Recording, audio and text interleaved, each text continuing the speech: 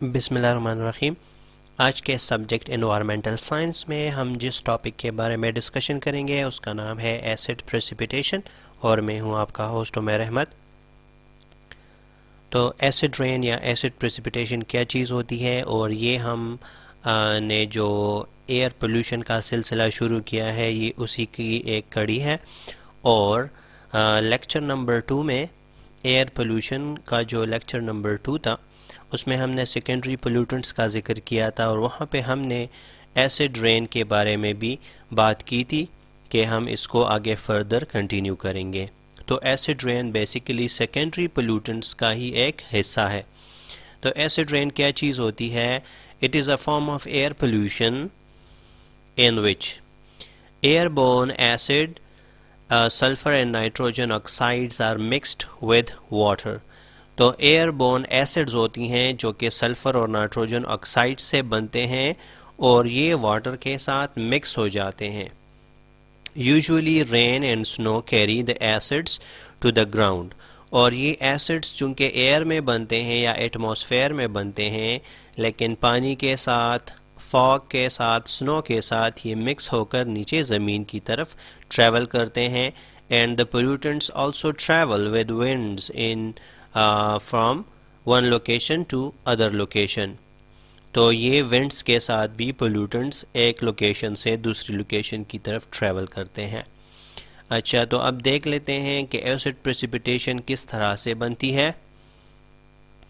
The burning of fossil fuels, air pollution کا topic جب سے ہم نے سٹارٹ کیا ہے تب سے ہم اس بات کا بار بار ذکر کر رہے ہیں کہ فاسل فیولز جو ہیں، oil, petrol, diesel, kerosene oil, natural gas, coal وغیرہ، تو فاسل فیولز انتہائی زیادہ پولیوشن کے ریزنز بنتے ہیں۔ Most notorious of the pollutants are the nitrogen and sulphur gases. تو چونکہ ہم ایسڈ رین کا ذکر کر رہے ہیں، اس حوالے سے ہم کہتے ہیں کہ ایسڈ رین فارمیشن میں نائٹروجن اور سلفر گیسز کا انتہائی اہم رول ہوتا ہے۔ In the atmosphere, nitrogen and sulfur oxides react in a complex way. 70% sulfur oxides come from the burning of coal۔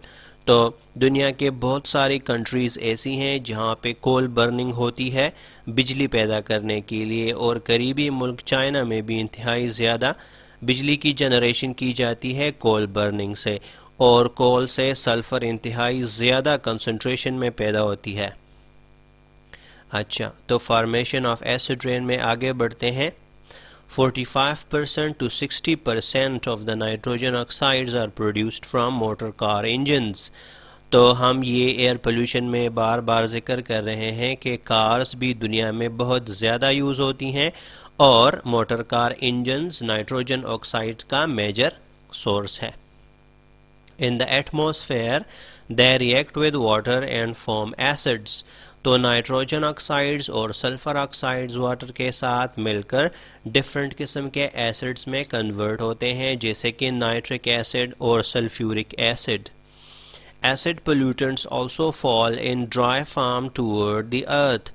Acid پولیوٹنٹس صرف اور صرف رین کے ساتھ نیچے زمین کی طرف نہیں آتے، بلکہ یہ پارٹیکل ڈسٹ وغیرہ کے ساتھ مل کر بھی نیچے زمین کی طرف ٹریول کرتے ہیں، اور یہ ایسڈز مختلف جگہوں پہ ڈپازٹ ہو جاتے ہیں، جس کو کہتے ہیں ایسڈ ڈیپوزیشن۔ اچھا، تو ایسڈ رین بنتی ہے، ایسڈ رین کے ایفیکٹس کیا کیا ہیں یہ بھی دیکھ لیتے ہیں۔ Acid precipitation comes in various forms such as snow, rain, fog with a pH below 5.6۔ ایسی پریسیپیٹیشن، رین وغیرہ، سنو وغیرہ جس کا پی ایچ 5.6 سے کم ہو اس کو ہم کہیں گے ایسڈ رین یا ایسڈ پریسیپیٹیشن۔ تو سوئل پر پہلے دیکھ لیتے ہیں کہ اس کا کیا اثر ہوتا ہے۔ When soil becomes acidic, important minerals are leached away and plants are unable to get the useful minerals as they are depleted in the soil۔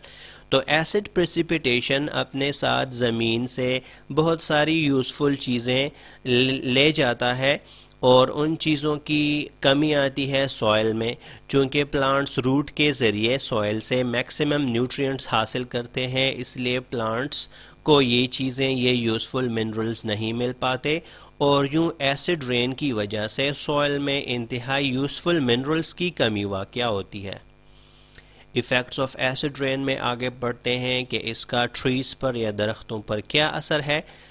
Acid precipitation has an effect on the growth of trees. It slows down the growth of trees. The waxy layer on the leaves is eaten away. یہ اب ہم diagram کے ذریعے بھی دیکھیں گے۔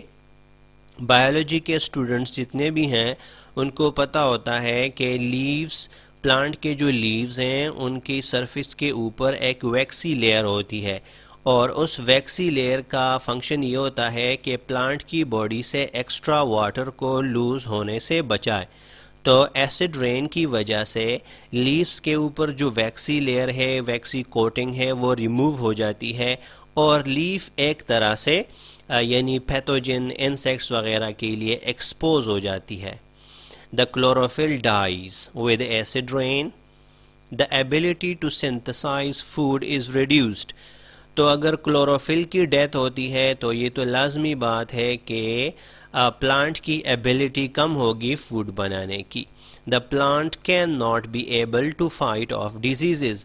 اگر plant successfully نہیں رہ سکتا، اگر اپنے لیے فوڈ جنریشن نہیں کر سکتا، اور پلانٹ انرجیٹک نہیں ہے تو وہ ڈیزیزز کا مقابلہ نہیں کر پائے گا اور الٹیمیٹلی کمزور ہو جائے گا، اور مختلف قسم کے اسٹریسز جیسے کہ کولڈ یا ہاٹ ویدر یا پانی کی کمی یا انسیکٹس کا اٹیک، تو ان ڈفرینٹ اسٹریسز کا مقابلہ نہیں کر پائے گا۔ یہاں پہ ہم ایک فارسٹ دیکھتے ہیں جس کو ایسڈ رین نے انتہائی ڈیمیج کیا ہے، یہ آپ دیکھ سکتے ہیں۔ یہ فارسٹ جس پر لیوز نہیں ہیں، برانچز وغیرہ بھی نہیں ہیں، تو یہ فارسٹ ایسے علاقوں میں پائے جاتے ہیں جہاں پہ ریگولر بیسس پر ایسڈ رینز ہوتی ہیں، تو ہر سال یا ہر سیزن میں ایسڈ رین اس کو خراب کر کے کئی دفعہ ایسڈ رین کا شکار ہونے کے بعد اس طرح سے یہ ویک ہو جاتے ہیں۔ اب یہاں پہ دیکھ لیتے ہیں کہ کلوروفل کی کس طرح سے ڈیتھ ہوتی ہے ایسڈ رین کے ساتھ۔ یہ آپ دیکھ سکتے ہیں کہ جہاں جہاں پہ کلوروفل کی ڈیتھ ہوئی ہے لیف میں، وہاں پہ لیف براؤن ہو گیا ہے، اس کا گرین کلر لوز ہو گیا ہے۔ تو چونکہ پلانٹ کا کلر جہاں پہ گرین ہوتا ہے وہاں پہ کلوروفل ہوتی ہے، اس لیے وہاں پہ گرین کلر نظر آتا ہے۔ اچھا، ایفیکٹس آف ایسڈ رین میں آگے بڑھتے ہیں، ایگریکلچر کی بات کرتے ہیں۔ And crops are not much affected by acid rain because they are usually cultivated for a single season. چونکہ کراپس جو ہیں وہ ہم سنگل ایک ہی سیزن کے لیے گرو کرتے ہیں، اور سیزن ختم ہونے کے بعد کراپس کو ہم کاٹ لیتے ہیں، تو ایک دفعہ ایسڈ رین سے ان کو کچھ بھی نہیں ہوگا، اس لیے کراپس پر زیادہ اس کا اثر نظر نہیں آتا۔ However, in case of acid rain, farmers can add limestone to the soil, and in this way the acidity of the soil is neutralized. جن سوائل میں زیادہ تر ایسیڈیٹی پائی جاتی ہے وہاں پہ ہم لائم سٹون ایڈ کر سکتے ہیں سوائل میں، اور لائم سٹون جو ہے وہ ایسیڈک سوائل کے ساتھ مکس ہو کر اس کی ایسیڈیٹی کو کم سے کم بنا دیتا ہے۔ Also, fertilizers can be added to increase the production of crops in case the soil has been leached from important minerals.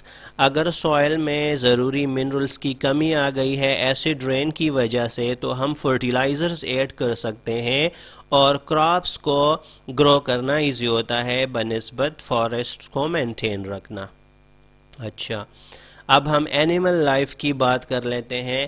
تو اینیملز چونکہ پلانٹس پر ڈیپینڈ کرتے ہیں اپنے فوڈ کے لیے، یا اگر ہم فارسٹ کی بات کریں تو فارسٹ وائلڈ اینیملز کے لیے گھر کے مانند ہوتے ہیں، تو اینیمل لائف بھی افیکٹ ہوگی اگر پلانٹ لائف افیکٹ ہوگی. لیکن یہاں پہ ہم ایکویٹک اینیملز کی بات کرتے ہیں کہ واٹر جب ایسیڈک ہوگا ایسڈ رین کی وجہ سے تو اس کی وجہ سے بہت سارے ایکویٹک اینیملز انورٹیبریٹس وغیرہ مر جائیں گے اور فوڈ چینز اور فوڈ ویب نہیں چل پائیں گے. The great effects of acid rain can be seen on wildlife because if the population of one plant is decreased, it causes stress to the animals feeding on it. تو plants کی اگر decrease ہو رہی ہے تو animals کو stress مل رہا ہے, اس کو فوڈ نہیں ملے گا, and entire ecosystem may become endangered. The effect is adverse on aquatic organisms. When insects are killed in aquatic organisms, fishes, frogs, etc. feeding on the insect will starve and will suffer a decrease in population. اگر insects کی population water میں کم ہوگی, invertebrates کی population کم ہوگی water میں, تو fishes یا فراگز وغیرہ جو ان کو کھاتے ہیں ان کو بھوک کی وجہ سے وہ لوگ بہت مشکل سے سروائیو کر پائیں گے اور سلولی اینڈ گریجولی ان کی پاپولیشن ڈکریز ہوگی. اچھا, اب ہم پڑھ لیتے ہیں کہ مین میڈ سٹرکچرز پر ایسڈ رین کا کیا اثر ہوتا ہے. Acid precipitation is equally harmful for man-made buildings, metal works and any other material that comes in contact with acid rain. تو کنکریٹ ہو گئی یا جتنی بھی بلڈنگز ہیں, اینٹ, لوہا, جتنی بھی چیزیں بلڈنگ مٹیریلز میں یوز ہوتی ہیں یا جو چیز ایسڈ رین کے ساتھ کانٹیکٹ میں آتی ہے, سب پر ایسڈ رین کا اثر ضرور ہوگا. یہاں پہ ہم ڈائیگرام کے ذریعے بھی دیکھیں گے. An important example of the acid rain is Taj Mahal in India that is being damaged from the acidity of rain. تو انڈیا کا جو تاج محل ہے وہ بھی ایسیڈک رین کی وجہ سے اس میں کوروژن ہو رہی ہے. اس ڈائیگرام میں آپ دیکھ لیں, یہ ایک لائن جو کہ بنایا گیا تھا ایسڈ رین کی کو ایکسپوز ہے یہ بہت زیادہ, اور آپ دیکھ سکتے ہیں کہ اس لائن یا اس جو اسٹیچو ہے اس میں کوئی شارپنیس نظر نہیں آ رہی ہے, ہر جگہ سے یہ بلر ہے, اور اس کی بلر ہونے کی وجہ یہ ہے کہ یہ ڈفرینٹ سائڈ سے ایسڈ پریسیپیٹیشن کے نتیجے میں کوروڈ ہو گیا ہے, تو اس کی شارپنیس یا کلیئر ویزیبلٹی کسی اینگل سے بھی ہمیں نظر نہیں آ رہی ہے. تو اس طرح بہت سارے مٹیریلز, چھت وغیرہ. تو ایسڈ پریسیپیٹیشن زیادہ تر ان علاقوں میں ہوتی ہے جو کہ بہت زیادہ انڈسٹریلائزڈ ہیں, لیکن چونکہ ونڈ کے ساتھ یہ گیسز, سلفر اور نائٹروجن گیسز ڈفرینٹ ایریاز میں ٹریول کرتے ہیں, تو دنیا کے ہر ریجن میں ایسڈ رینز ہو سکتے ہیں. The efforts to control acid rain, ہم کیا کیا کر سکتے ہیں اگر ہم ایسڈ رین کو کنٹرول کرنا چاہیں. Reducing the amount of sulphur, تو ہم سلفر کی اماؤنٹ کو ریڈیوس کریں گے کس طرح سے, by reducing the use of coal. اگر ہم کول کے یوز کو کم کر دیں گے تو سلفر پروڈکشن خود بخود کم ہو جائے گی. اور to use high quality coal that is expensive but have less quantity of sulphur. اچھا, یہ ایک مسئلہ ہے کہ کول دو قسم کے ہوتے ہیں, ایک سستا کول اور دوسرا بہت ایکسپینسو ہوتا ہے. جو مہنگا یا ایکسپینسو کول ہے وہ چونکہ سلفر بہت کم پروڈیوس کرتا ہے, لیکن وہ مہنگا ہونے کی وجہ سے زیادہ یوز نہیں ہوتا, اور جو کول انتہائی سستا ہے, کم داموں پہ مل جاتا ہے, اس میں سلفر زیادہ پروڈیوس ہوتا ہے. Reducing the quantity of nitrogen oxides, تو ہم سلفر آکسائڈز اور نائٹروجن آکسائڈ کی کوانٹٹی کو ریڈیوس کریں گے, اور نائٹروجن کو ہم کس طرح سے ریڈیوس کریں گے, by reducing the use of fossil fuels. اگر ہم زندگی کے لائف سٹائل کو سمپل بنا دیں تو فاسل فیولز کم سے کم یوز ہوں گے اور پولوشن بھی کم ہوگی. یا ہم اس طرح کر سکتے ہیں کہ designing new engines that produce less toxic and waste material.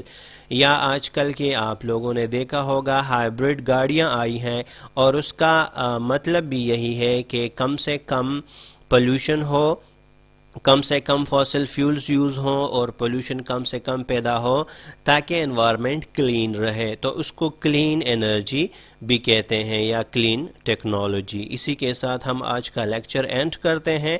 Thanks for watching the video.